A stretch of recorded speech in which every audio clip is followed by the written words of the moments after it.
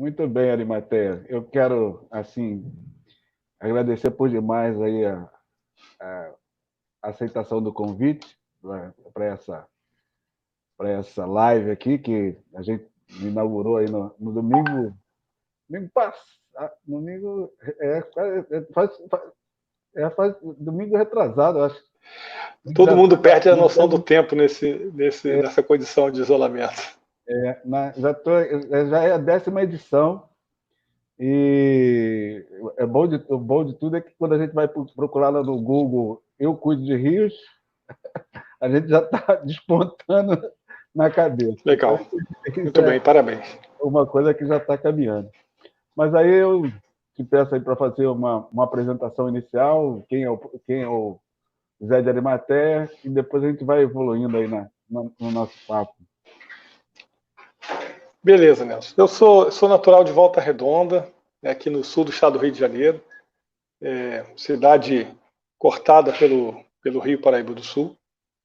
Sou filho de metalúrgico da CSN, de mãe professora do estado, e comecei a me apaixonar um pouco com essas coisas quando fui estudar em Pinheiral, que é a cidade vizinha aqui do município de Volta Redonda, quando fui fazer o curso técnico em agropecuária.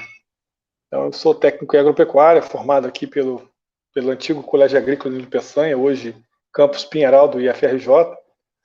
E depois, a partir daí, eu comecei a me envolver com a área agrícola, com a área rural, com o meio rural e, em especial, com o trato com a questão dos recursos hídricos.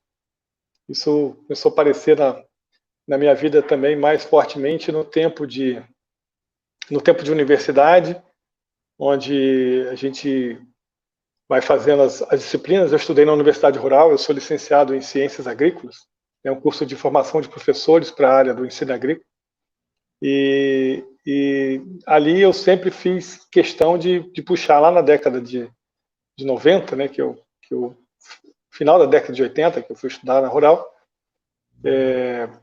eu sempre puxei matérias referentes aí à temática ambiental, e lá na universidade também matérias referentes à gestão de recursos hídricos e tudo mais. Isso antes da Eco 92, antes de se falar, né, de meio ambiente como a gente hoje tem, isso muito mais tranquilo no nosso tempo, né? Então, ainda começando a despontar os conceitos de sustentabilidade, desenvolvimento sustentável, os preparativos no Brasil para acolher a Eco 92. Então, assim, nesse tempo foi que a gente foi se apropriando disso. Depois, eu passei no concurso público, eu sou hoje professor do IFRJ desde 1992, e sempre na área de gestão rural, de reflorestamento, de recuperação ambiental, de conservação de solos. Então, eu sempre tramitei nessa área de formação, que está diretamente ligada à questão das águas, à questão do estudo do ciclo hidrológico. E mais à frente, eu cheguei a criar, fui propositor e primeiro coordenador do curso técnico em meio ambiente hoje do nosso campus.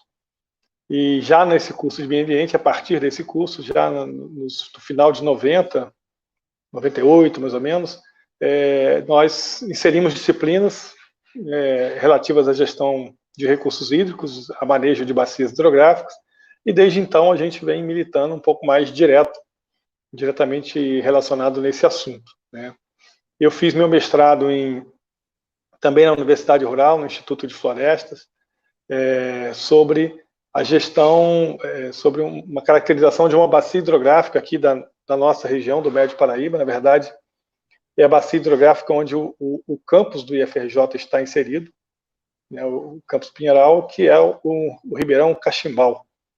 É um ribeirão que é um afluente do Rio Paraíba do Sul. Ele corta o nosso campus, né, na sua foz. Nós estamos localizados na foz do rio, e também ele abastece o campus. Desse curso de água que nós fazemos o abastecimento de água do campus. E ali hoje, por ali hoje circulam mais de 1.000 pessoas diariamente. Então a gente, a partir daí, foi Como? Envolvimento com o Comitê de Bacias, como é que se deu? Foi natural. Na verdade, assim, a gente também é muito preocupado com essa inserção das coisas, né, da região, dos problemas nossos aqui e tal. A gente acabou se envolvendo com o Comitê de Bacias desde o começo, né, praticamente desde a criação do... Deu uma travada aí? Isso. Desde o começo da criação do comitê, a gente está praticamente envolvido desde da primeira equipe de formação, os primeiros movimentos de formação, mas eu não participei do momento do pré-comitê, vamos dizer assim. Uhum. Mas como já se criou o comitê, eu logo me envolvi, e aí participei aqui como representante do IFRJ, né, que é a instituição hoje que eu trabalho, o Instituto Federal do Rio de Janeiro, do campus Pinheiral, e eu, a partir daí, a gente vem se envolvendo nas ações da plenária, da Câmara Técnica do Comitê, participei da diretoria, né, atualmente sou o diretor-presidente. Quais são, assim, as principais realizações do Comitê Médio Paraíba que você pode destacar, assim, para a nossa audiência? Nelson, o Comitê do Médio Paraíba, o Rio de Janeiro tem 9 comitês de bacias, né, são 9 regiões geográficas. A gente vai chegar lá. Isso. E o Comitê do Médio Paraíba é um comitê que a gente chama de baixa arrecadação, então é um comitê ainda com arrecadação muito tímida, né, porque, na verdade, a maioria da arrecadação na nossa região ela é na calha do próprio Paraíba do Sul. Né, então, advém da captação de água da calha do Paraíba do Sul. Né, e aí essa arrecadação de recursos ela é direcionada para o Comitê Federal, né, que é o CEIVAP, e não é para o Comitê Estadual, aqui o nosso Comitê do Médio Paraíba. Então, a gente tem assim um conjunto de iniciativas aqui dentro do comitê, e a gente tem buscado fortalecer essas iniciativas de forma que elas atuem em efeito cascata, vamos dizer assim, uma coisa que prepara a outra, que prepara a outra, que prepara a outra. Né? Então, nós fizemos aqui por exemplo, agora, há 2 anos atrás, 2, 3 anos atrás, um estudo muito interessante que foi o raio-x do esgotamento sanitário no Médio Paraíba do Sul. Aqui, o Comitê do Médio Paraíba do Sul, né, para quem conhece o estado do Rio, ele está localizado na região sul, um pedaço da região centro-sul do estado. A gente pega, seguindo o leito do Paraíba, a divisa com São Paulo, aqui na cidade de Resende, Itatiaia, Porto Real, Coatis, Barra Mansa, Volta Redonda, Pinheiral, Piraí, Barra do Piraí, Valença, Vassouras, Mendes, aí dividindo um pouquinho com o Comitê Guandu, alguns municípios, e dividindo com o Comitê Piabanha, até chegando ali em Paraíba do Sul, Comendador Levi Gasparian e Três Rios, né, passando por Rio das Flores, Valença e Vassouras. Então, assim, é um conjunto, né? São 19 municípios. 19 municípios. Alguns integralmente na região do Médio Paraíba e outros dividindo com os comitês vizinhos. Né? Então, a gente fez um levantamento desses municípios sobre a situação do esgotamento sanitário. Como é que... porque a gente tem dados do SNIS, né, que é o Sistema Nacional de Informações sobre Saneamento, que é um sistema mantido pelo governo federal e ele é um sistema autodeclaratório. Então, um sistema que os municípios entram lá e eles fazem a declaração dessas informações. A gente percebia o seguinte, que tem essas informações a nível federal e tem recorte dessas informações a nível estadual, por exemplo, a visão do Estado do Rio em relação dentro do conjunto do SNIS, mas a gente não tinha uma visão do conjunto, né, dessa realidade dentro da nossa região hidrográfica. Né? Até porque, como você tem alguns municípios que eles dividem com outros comitês de bacias, nem sempre o impacto do saneamento básico, ou da falta de saneamento básico, por exemplo, da área urbana daquele município, é no nosso comitê, pode ser no comitê vizinho, né? Ou vice-versa. Não, o impacto é todo no nosso comitê e não é no comitê vizinho. Então, a gente fez esse estudo com 16 dos 19 municípios, foi um convite que foi feito aos municípios, não foi uma adesão obrigatória, né? E a gente ficou muito feliz do ponto de vista da receptividade desse nosso convite. Foi uma situação interessante também, porque esse trabalho, a primeira fase dele foi exatamente o contato com os municípios, e esse contato foi feito em 2017. 2017 é o ano que tinha havido a mudança dos governos municipais. Então, nós conversamos com aquelas equipes de municipais que estavam chegando na gestão municipal, né? E o nosso trabalho com eles serviu um pouco até de alerta, de chamar atenção, de convocá-los para um olhar sobre a questão do esgotamento sanitário. E a partir daí a gente teve uma experiência bem interessante. Isso virou inclusive um trabalho científico que a gente publicou aqui pelo comitê, em alguns congressos, em alguns materiais. A partir daí, a gente tem um olhar mais claro sobre a realidade desses municípios. Tendo um olhar sobre essa realidade, a gente pode embasar as nossas ações, os nossos editais, a busca de proposta de ajuda, de financiamento, e a gente começou a construir que tipo de iniciativas a gente poderia tomar enquanto comitê de bacias para enfrentar esses problemas. Então, por exemplo, aqui no Comitê do Médio Paraíba, nós temos uma prática que vários comitês aqui no Rio desenvolvem, da gente tem um edital de apoio à pesquisa, que o comitê financia iniciativas de professores, de pesquisadores que queiram pesquisar alguns assuntos e tudo mais. E esse edital, eu sempre considerei ele meio aberto aos interesses do pesquisador, e a gente sempre quis direcioná-los mais ao interesse do comitê. E a partir desse estudo do raio-x, por exemplo, a gente começou a direcionar as demandas, induzir as demandas de financiamento das pesquisas do Comitê de Bacias. Então, fizemos isso já nos editais de 2018, dos editais de 2019, de apoio à pesquisa que nós fizemos. Nós, então, demos esse outro caráter, que aí é um pouco mais próximo das demandas, da realidade, dos municípios, o que o comitê poderia fazer para investir esse recurso em estudos e pesquisas que dessem suporte e apoio na tomada de decisão do gestor municipal e também da própria plenária do comitê. Isso, por exemplo, é uma iniciativa de como que você vai construindo ações bases dentro do comitê e a partir dali vai fazendo efeito cascata, ela vai sendo referência para a gente poder atuar nas outras iniciativas. O seu comitê tem umas iniciativas interessantes de envolvimento da sociedade, como o Pedal das Águas, como a praça. Eu queria que você comentasse sobre isso também. Sim, exatamente. Essas são duas iniciativas aqui do Médio Paraíba que a gente começou a fazer, iríamos fazer, adiamos agora a 3ª edição do Pedal pelas Águas, que é o nome que a gente deu, que é uma atividade,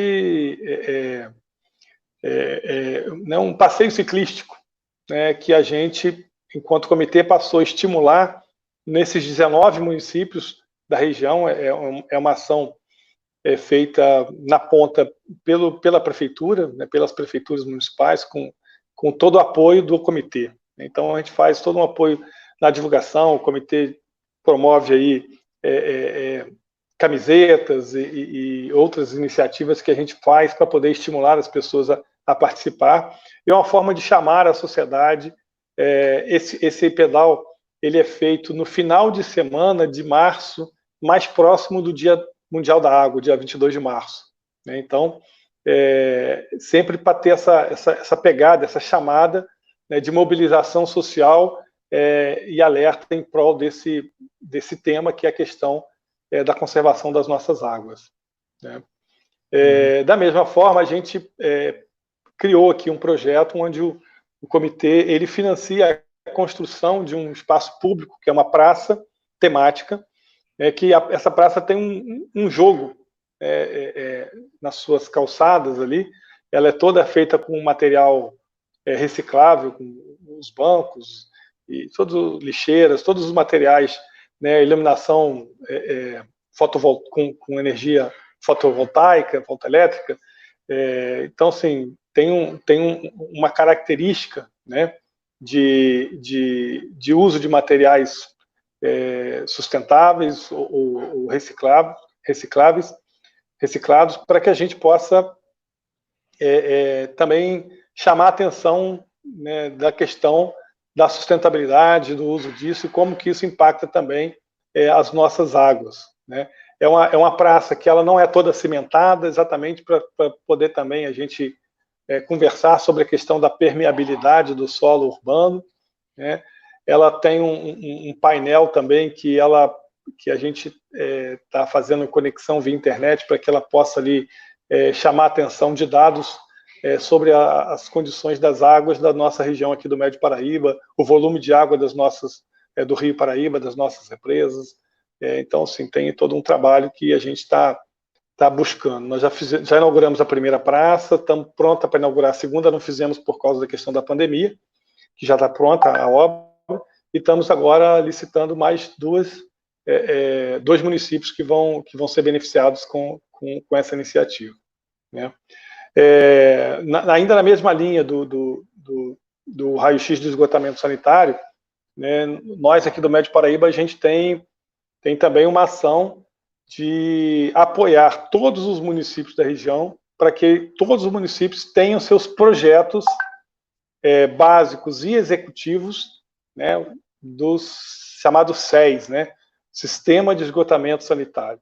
Então, nosso foco também é esse, a gente conseguir permitir ou apoiar ou viabilizar, já que o comitê não tem muito recurso para que viabilize a execução de obras, por exemplo, a gente, pelo menos, a gente prioriza a execução, a contratação, a elaboração de projetos, não só projetos básicos, mas também como projetos executivos, para que a gente possa entregar isso aos municípios, e os municípios tenham capacidade de, com o projeto pronto, e pleitear nos órgãos federais e outras iniciativas recursos para a execução das obras de saneamento dos seus, de implantação de saneamento de esgotamento sanitário dos seus municípios.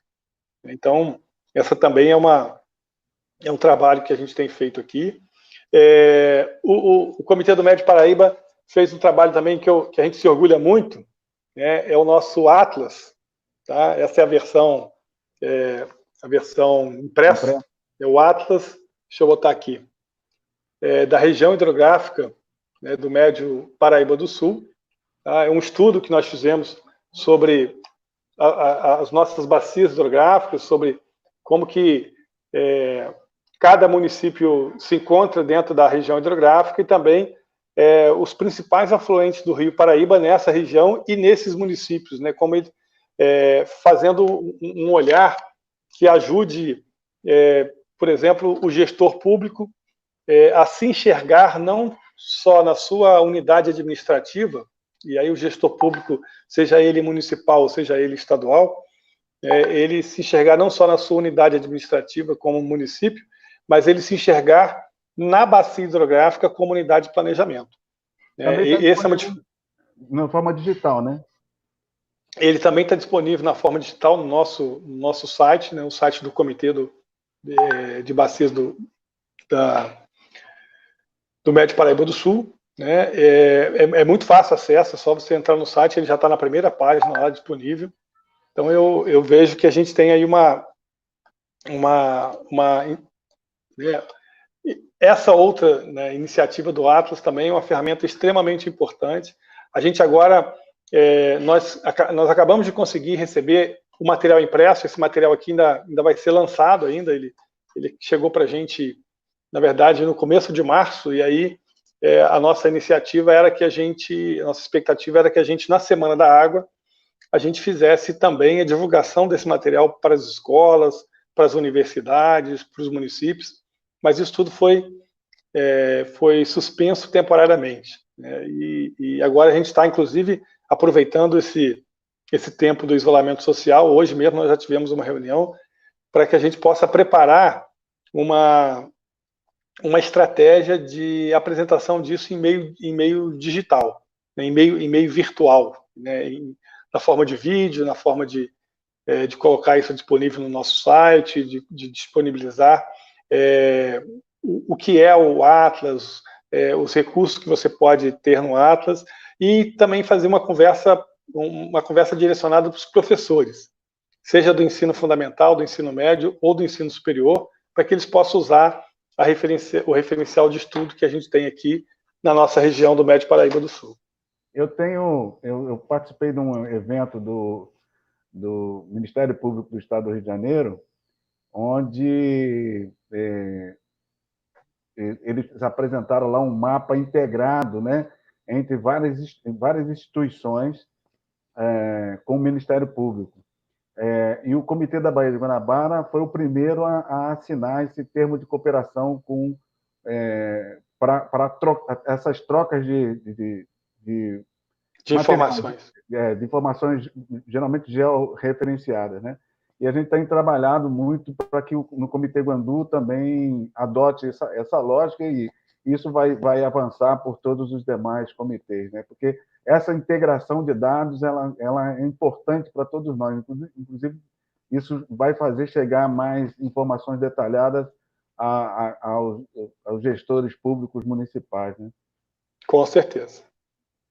Então, e é estratégico, né? Na verdade, a gente tem que ter um papel também de facilitador, né, Nelson? A gente que está trabalhando nos comitês, a gente tem esse papel também de fazer um olhar mais integrador, vamos dizer assim, e facilitador de acesso para quem está, às vezes, na ponta lá, nas dificuldades, em algumas dificuldades da gestão, principalmente a gestão territorial, que é a gestão a cargo do município, né? São equipes que acabam tendo dificuldade de pessoal, dificuldade pela sobrecarga de trabalho também que tem, né? E os comitês de bacia têm esse papel de integração, de apoio também, né, nessas dificuldades e nesses temas aí referentes não só diretamente à água, como também à gestão do território.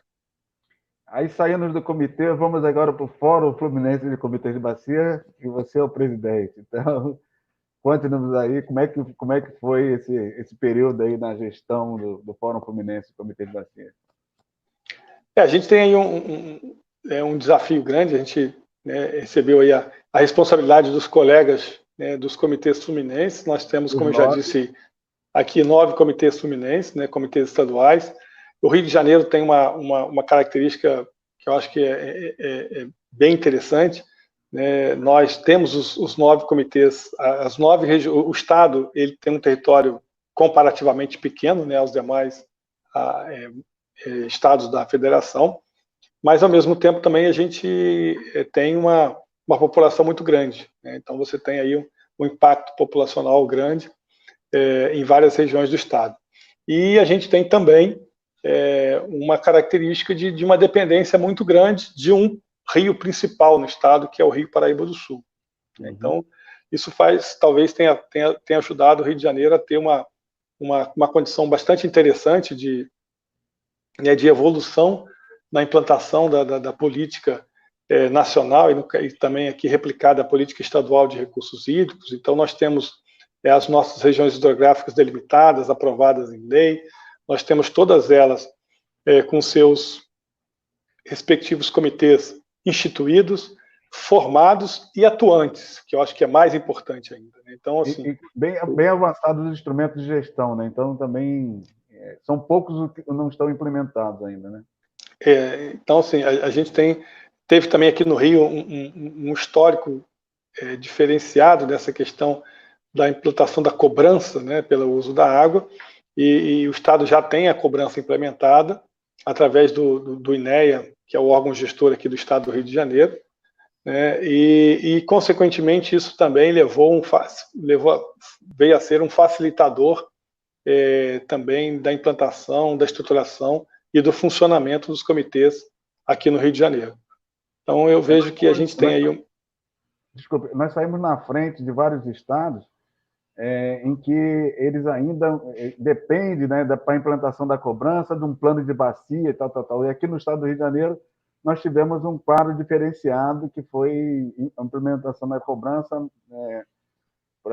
antes, né, de qualquer outro instrumento, né?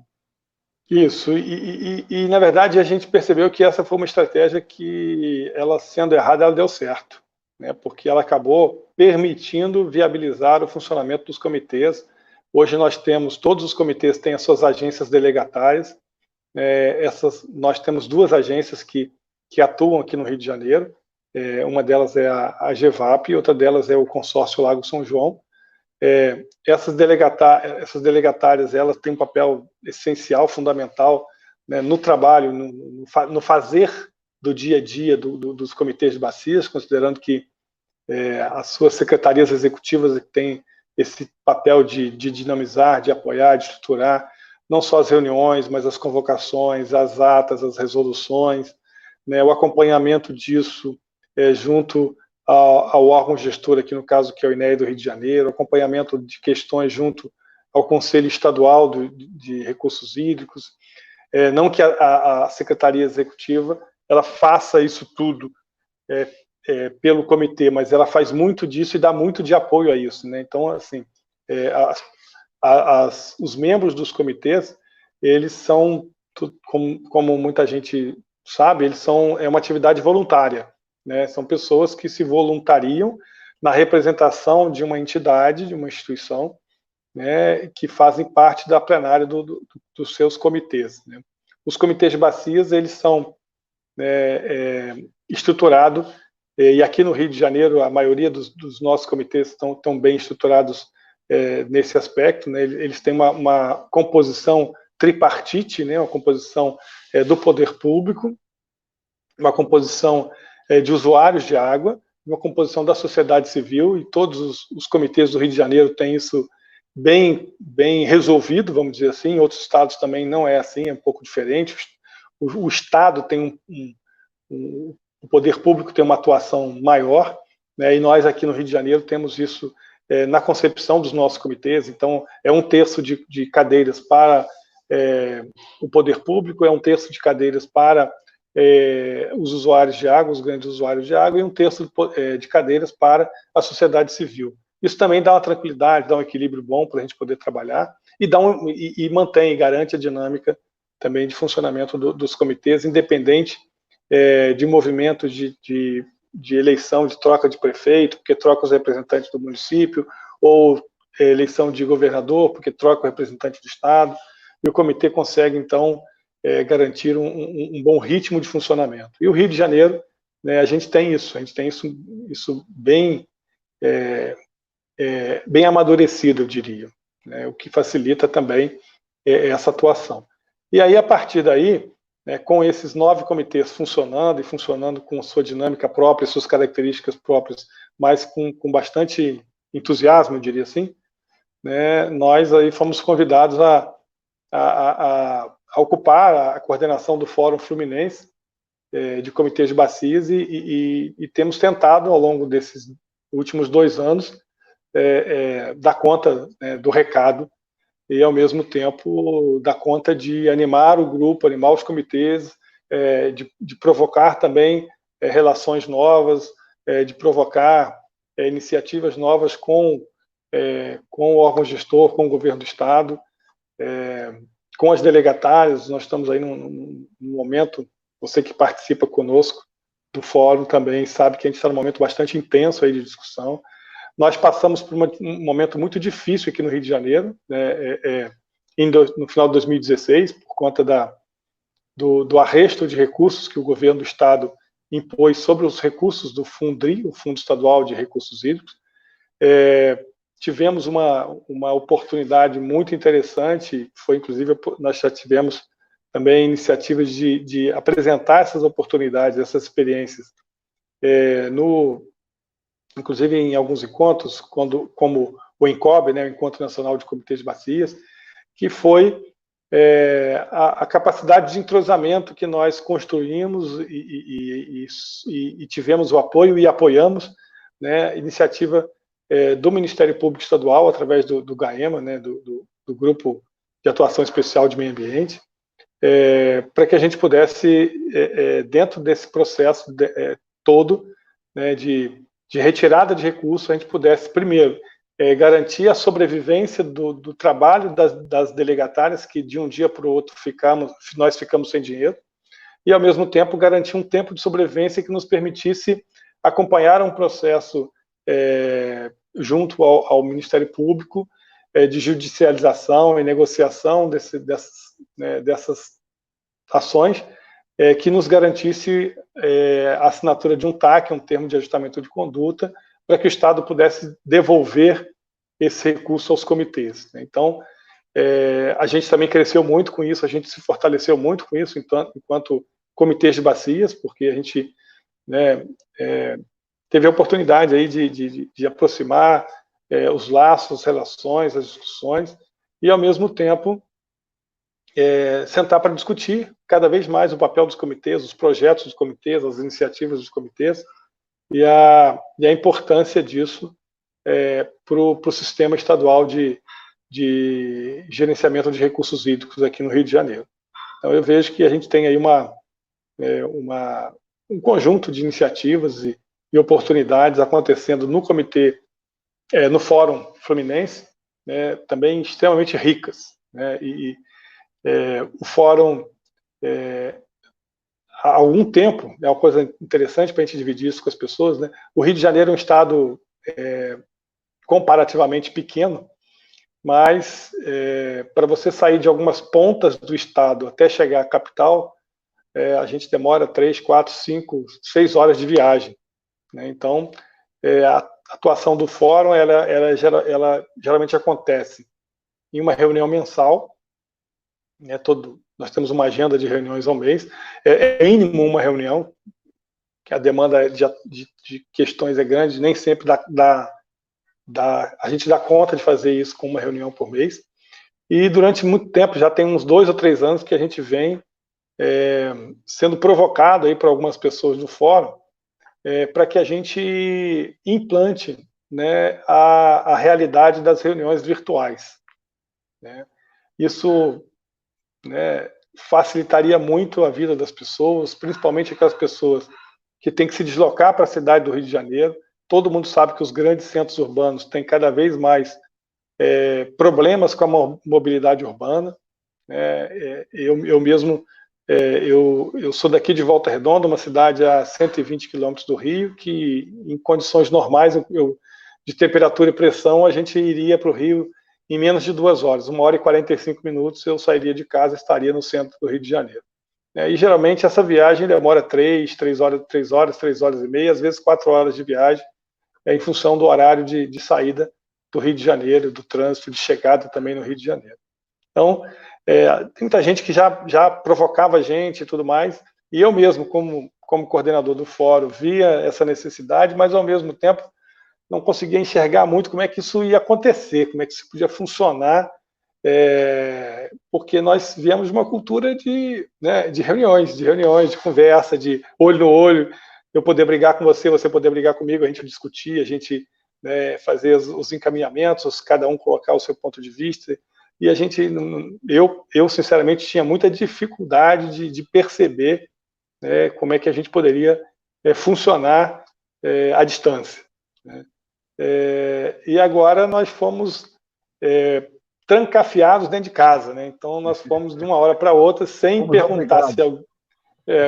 perguntar se ninguém queria ou não, a gente foi obrigado a ficar em casa. Então, ainda mais numa atividade dessa que envolve todo o estado do Rio de Janeiro, todas as regiões geográficas do estado, ficou ainda mais difícil a mobilidade das pessoas e imediatamente a gente aderiu ao isolamento social, né? Então, com isso, nós fomos aí provocados, vamos fazer uma reunião do fórum, vamos fazer uma reunião virtual, vamos chamar as pessoas, né? Tem problemas acontecendo e tal, como é que a gente vai resolver isso, essa coisa toda. Foi daí que nós que mantemos aí uma boa comunicação também através do grupo de WhatsApp, né, a gente marcou então a nossa primeira reunião virtual, que, se não me falha a memória, foi logo na primeira semana de paralisação do isolamento social. Tá? Então, foi lá pelo dia 17 de março, mais ou menos, entre o dia 17 e 20 de março, se não me falha a memória, a gente acabou sendo jogado para dentro, né, de um aplicativo de comunicação, de reuniões, e acabamos tendo uma experiência muito produtiva, né, muito rica, muito interessante. Então, isso implicou, né, numa coisa que nós mesmos não estamos ainda administrando, né, o nosso ritmo e a nossa velocidade nova, porque a gente que se reunia uma vez por mês, de março, né, do dia 15 de março para cá, nós já estamos aí com praticamente 50 dias, o fórum tem se reunido toda semana, né, se reuniu todas essas semanas, e se reuniu todas as semanas com casa cheia, com reuniões cheias, com todos os comitês presentes, e ao mesmo tempo presentes, bastante produtivas, bastante interativas, né? E ao mesmo tempo nós tivemos semanas que nós tivemos mais de uma reunião, inclusive tivemos chegamos até três reuniões, por questões pontuais aqui do nosso dia a dia, de discussão das questões com as nossas delegatárias e com o órgão gestor e tudo mais. Então, sim, é uma grata surpresa, né? A forma com que o nosso trabalho, enquanto Fórum Fluminense, deslanchou nesses últimos 50 dias, e como que com isso você tem aí um comprometimento cada vez maior das pessoas com o trabalho do Fórum, né? Então, eu fico muito satisfeito. Acho que a gente tem aí uma experiência muito legal para contar, para dividir com os outros, para poder, né, e para poder vivenciar mesmo, no sentido de a gente tentar recuperar o tempo perdido que a gente tem na questão da conservação das nossas águas aqui no Rio de Janeiro. Eu vou voltar um pouquinho atrás, e como você conseguiu, à época,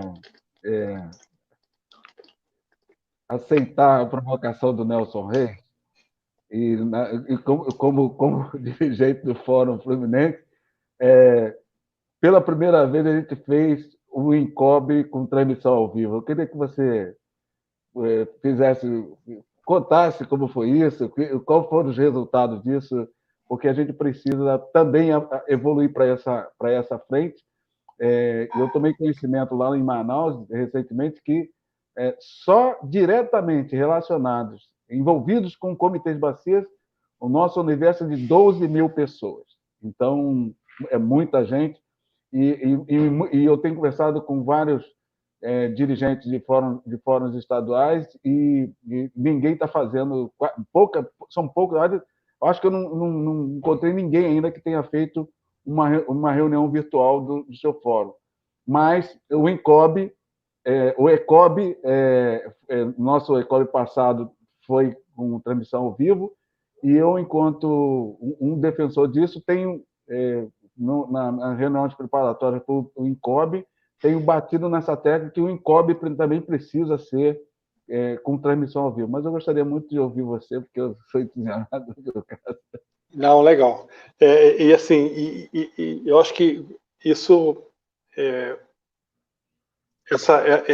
esse caso, né, que você apresenta, é um caso que mostra muito da riqueza, da pluralidade, né, das nossas equipes, né, dentro dos comitês e dentro do fórum, né? Então, sempre tem alguém que tem uma característica, que tem uma preocupação maior com alguma área, com alguma ação, e o quanto que é importante a gente ter o olhar sobre essa preocupação que o outro tem também, que muitas das vezes não é a nossa preocupação ou não é a preocupação da maioria, né? E você tem uma característica, né, muito sua, muito peculiar, e não é à toa que a gente está aqui nesse espaço hoje, exatamente por causa dessa sua característica, que a gente só tem a parabenizar pelo seu despojamento, muitas das vezes, pela sua capacidade de se lançar aí, né, nas tarefas, né? Mas nós aqui no Rio de Janeiro, nós temos uma prática que já estamos na 7ª edição, né? Fizemos a 7ª edição, foi a última, do ECOB, né? Que é o Encontro Estadual de Comitês de Bacias. Esses encontros, eles acontecem todos os anos, e eles acontecem em municípios diversos do estado, e circulando também as diversas regiões hidrográficas do Rio de Janeiro. O nosso último encontro foi na região hidrográfica do Piabanha, foi no município de Teresópolis, né? Foi o ano passado, em 2019. Anteriormente fizemos o ECOB em Maricá, fizemos o ECOB em Paraty, fizemos o ECOB em Campos, em Friburgo, né? Em vários municípios do Rio de Janeiro. E é um espaço extremamente rico, onde nós procuramos atrair as pessoas do dia a dia do comitê, né, para que elas possam se capacitar um pouco mais, estudar um pouco mais, ter uma noção maior daquilo que passa, né, também na discussão da gestão de recursos hídricos a nível nacional ou até a nível internacional. E também a gente tem a oportunidade de trocas, né, das pessoas se conhecerem, as pessoas verem, discutir o seu projeto, a sua ação, aquela área que ela atua no seu comitê, e conversar com o seu próximo da área afim no comitê vizinho que compõe aqui o Rio de Janeiro. Então, os nossos encontros são extremamente ricos, extremamente produtivos. São encontros que agregam aí cerca de, com certeza, 200 e 250 pessoas. No último, a gente chegou a ter 320 pessoas, mais ou menos, diretamente participando. Isso para a gente é muito bom, é muito importante a partir do momento que você, né, divulga e que você gera também comprometimento, gera iniciativas que reforçam o trabalho dos comitês de bacias, e com isso você fortalece o sistema de gestão de recursos hídricos. E nesse último ECOB que nós fizemos em Teresópolis, por provocação do Nelson, e a gente acolhendo essa provocação, né, nós fizemos todas as nossas atividades de palestras e iniciativas afins, mesas redondas e tudo mais, nós fizemos com transmissão pelo Facebook, né, e tivemos assim uma repercussão extremamente positiva, favorável, né, de pessoas que puderam conhecer o nosso trabalho, conhecer o trabalho do fórum, conhecer o trabalho dos comitês de bacias, e pessoas que são do sistema e que não puderam ir a Teresópolis, né, naquela oportunidade, puderam acompanhar as principais iniciativas e as principais discussões que nós fizemos lá durante o encontro presencial. Assim, riquíssima iniciativa, riquíssima experiência, né, e só tivemos elogio das pessoas que tiveram acesso, né, a comunicação via essa ferramenta. Então eu vejo que é muito de um caminho sem volta. Né? E o custo per capita? Eu não me preparei para trazer essa informação aqui, mas reduziu absurdamente, porque você aumenta a sua capacidade de penetração na quantidade de pessoas, né, que tem acesso à informação. Então, você com isso tem um custo fixo que é inerente ao evento, mas você diminui esse custo per capita absurdamente, a partir do momento que você amplia um universo enorme de pessoas que passam a ter acesso a essas informações e essas discussões. Né? Esse momento da pandemia, ele está trazendo para a gente ainda mais essa experiência pessoal. Né? Cada um de nós está tendo oportunidade de acompanhar uma live de um artista, né, que é o principal atrativo da grande maioria da população, mas a partir do momento que você participa de uma live de um artista, você percebe que você pode também acompanhar uma live de uma discussão técnica, de uma discussão religiosa, de uma discussão política, e aí você começa a interagir mais com esses canais de comunicação. Né? Esse novo referencial da comunicação, é extremamente importante e é já um dos legados, né, que a nossa sociedade absorve dentro desse momento tão triste, tão difícil que a gente vive, que é a questão dessa pandemia. Mas isso já é um legado para a sociedade mundial e a brasileira em especial, né? Hoje pela manhã, e por isso... Desculpe te interromper, hoje pela manhã eu assisti o André Trigueiro entrevistando um índio, o Ailton Krenak, que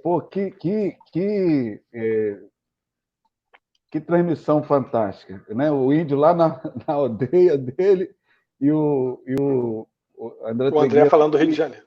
Do Rio de Janeiro. Então, uma coisa interessante, que em um determinado momento lá, um pássaro começou a cantar e o índio parou e virou a câmera para o pássaro. Uma coisa incrível, né? Então, E aí ele estava dizendo que o nome do pássaro é Triston, ele chama de Triston, porque o pássaro imita tudo quanto é outro pássaro, né? Assovio e tal. Mas é uma coisa interessante, a gente tem essa possibilidade de ampliar de forma, assim, de uma forma exponencial a nossas penetrações. E a gente que vinha reclamando muito, né, de que os comitês não eram conhecidos, né, não eram conhecidos, então é a oportunidade que a gente tem de fazer conhecido. Só para você ter uma ideia, a gente lançou esse negócio aqui, por acaso veio aqui a ideia, não foi por acaso, eu escrevi, isso está no blog lá, como é que isso surgiu. Mas se você buscar hoje no Google, eu cuido de rios, aparece na cabeça, gente. No Google, a gente já está no Google. Muito legal.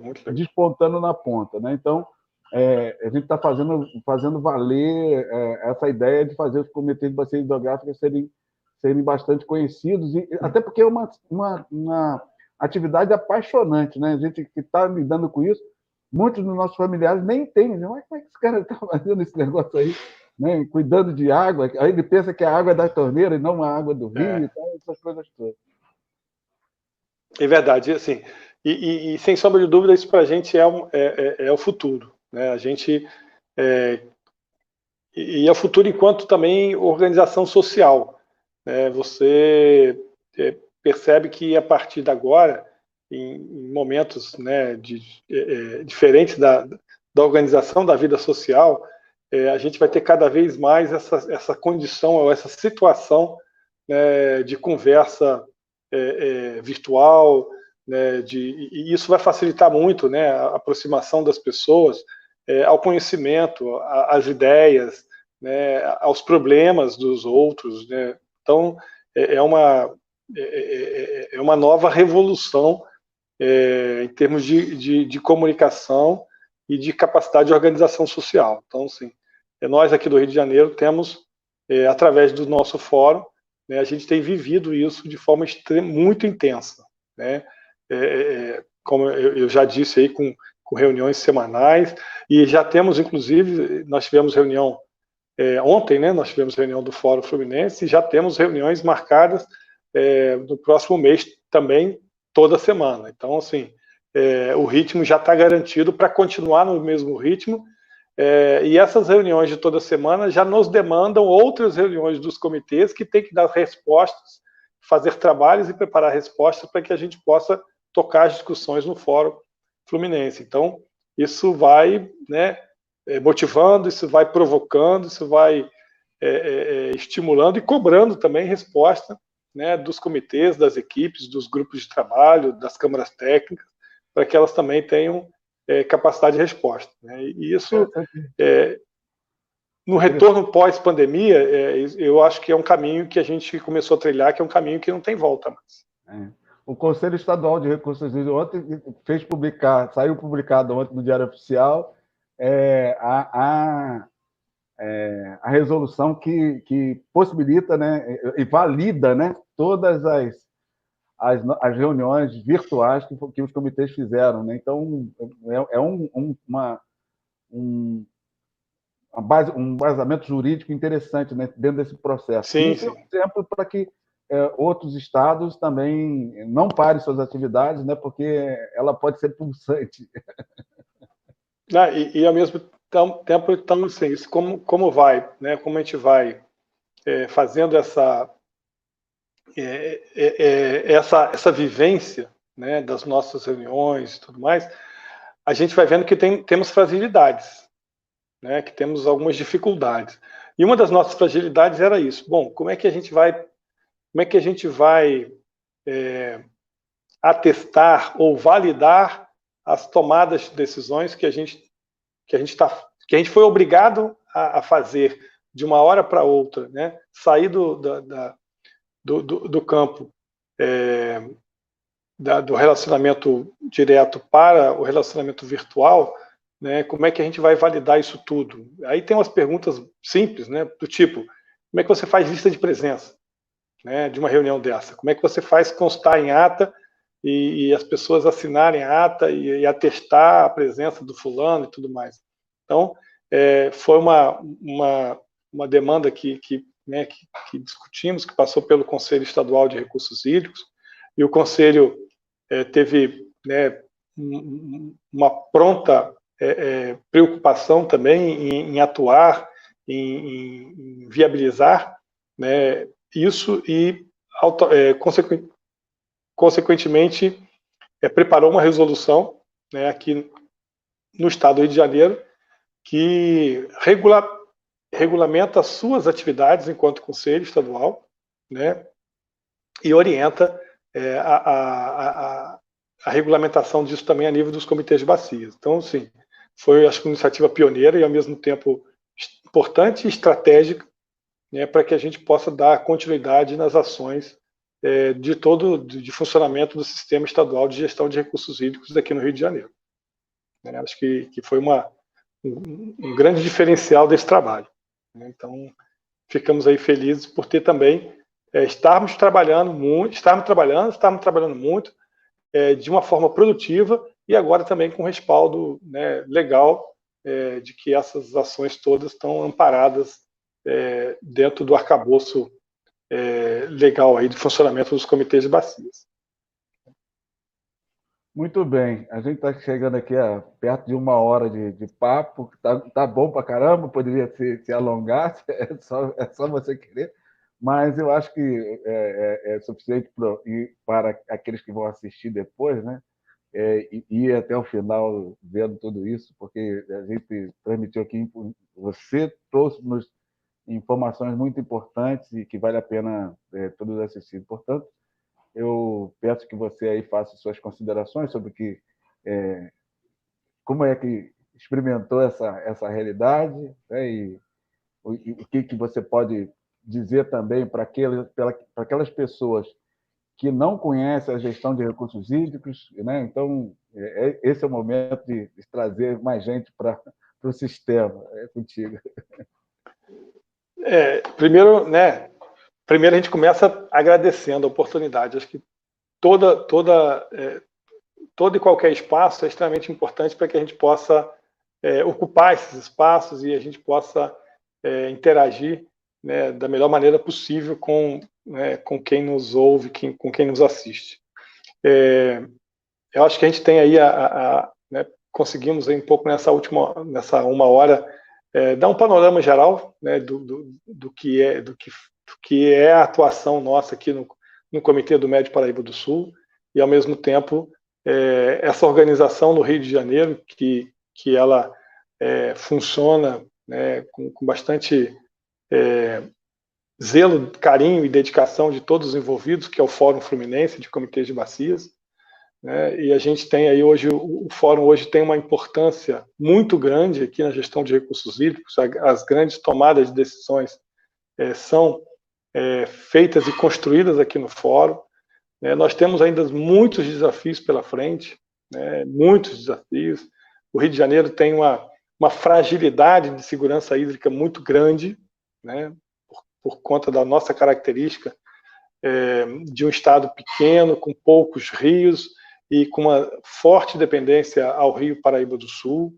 Né, a nossa região metropolitana, ela consome água desse rio e, ao mesmo tempo, num sistema único de abastecimento. Então, qualquer problema que der nesse sistema é um problema que afeta muita gente. Isso vide o caso do problema da contaminação por geosmina que aconteceu aí no Rio de Janeiro,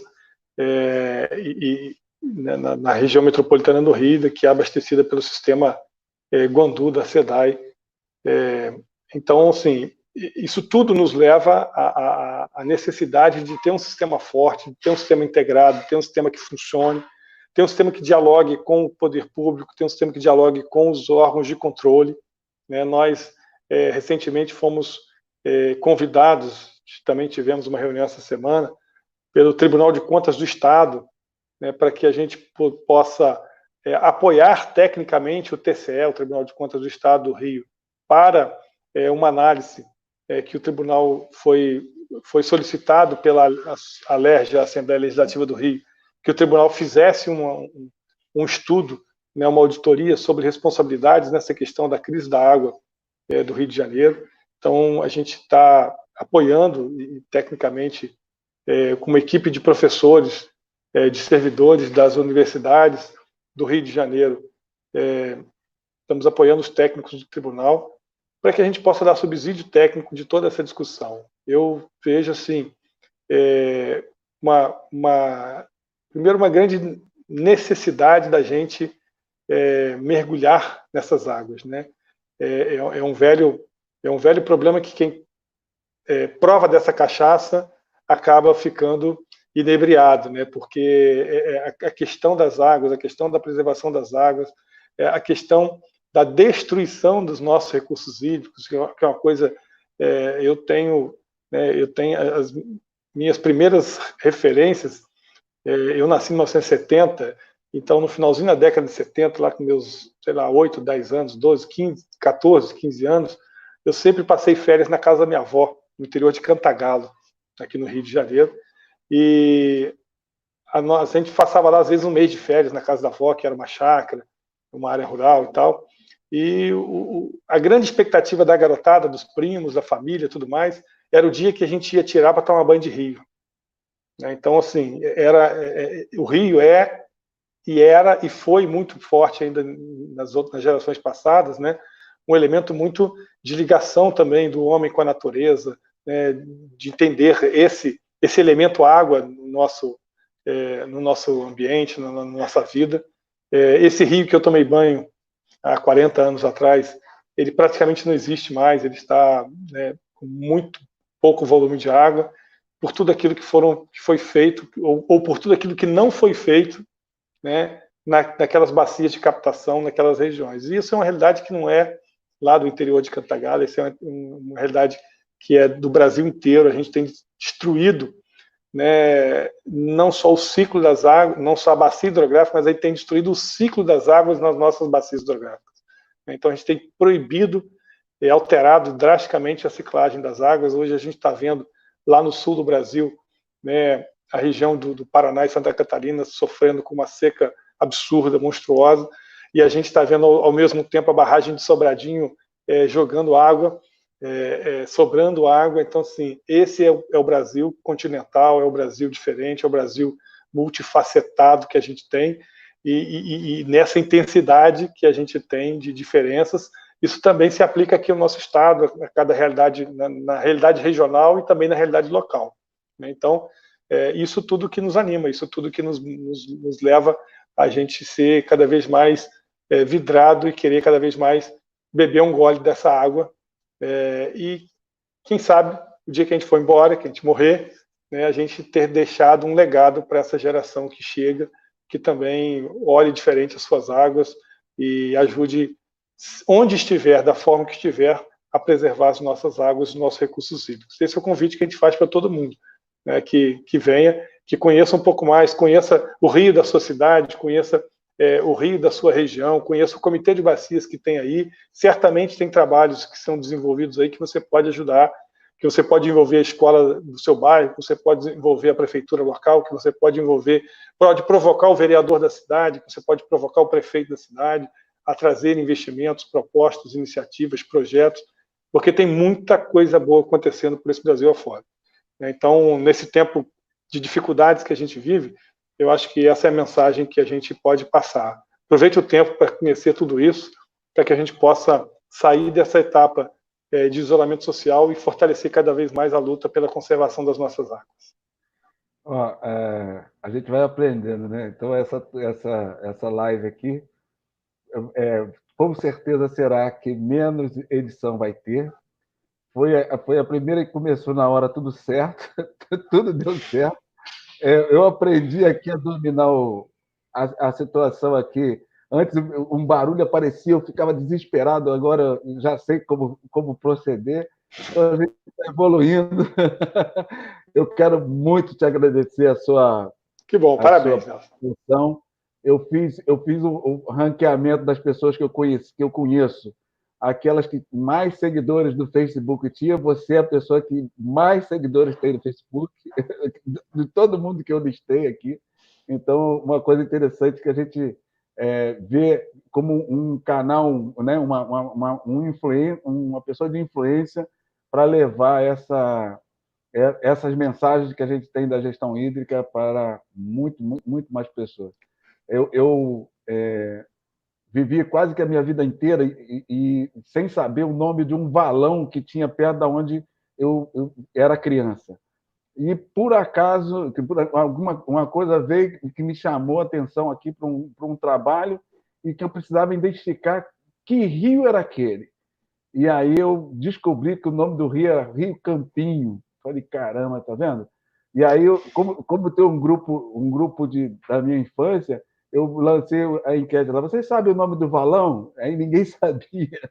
Então, eu tenho dito que a primeira coisa que a gente precisa estimular as pessoas é conhecer o nome dos rios que estão próximos das suas casas ou que fizeram alguma diferença em algum momento da sua vida.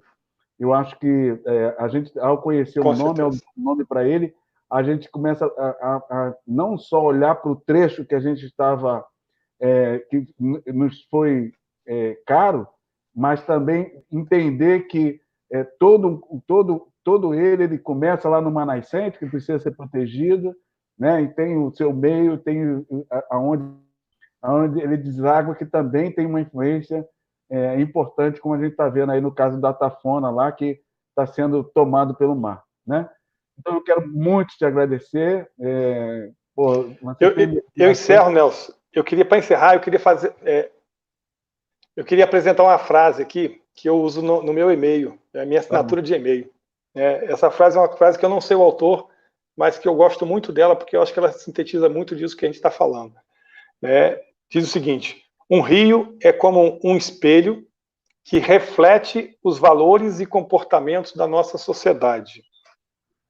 E aí a pergunta: você já olhou para o rio da sua cidade hoje? Então, isso é muito forte para mim. Então, o rio, ele espelha tudo aquilo que nós somos enquanto sociedade. Então, quanto mais limpo o rio, quanto mais bonito o rio, quanto mais preservado o rio, melhor certamente é a sociedade que vive nessa bacia hidrográfica. E quanto pior esse rio, quanto mais degradada for sua condição, mais degradada também é a condição da sociedade que vive ali. Então, a gente tem muito o que lutar, pelo ambiente, pelo desenvolvimento econômico, social. Tem muitos desafios por aí. Um forte abraço, muito obrigado. Obrigado. Show de bola. Até a próxima. Até a próxima.